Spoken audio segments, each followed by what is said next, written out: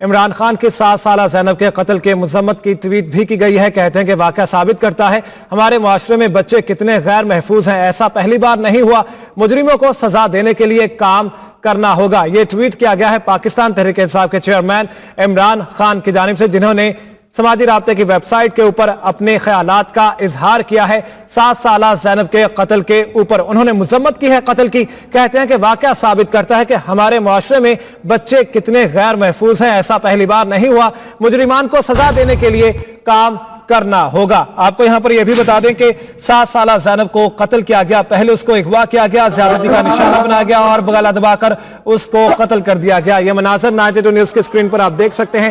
نماز جنازہ کی تیاریاں مکمل کر لی گئی ہیں۔ ایک بہت بڑی گراؤنڈ ہے جہاں پر جو میت ہے لائی گئی ہے۔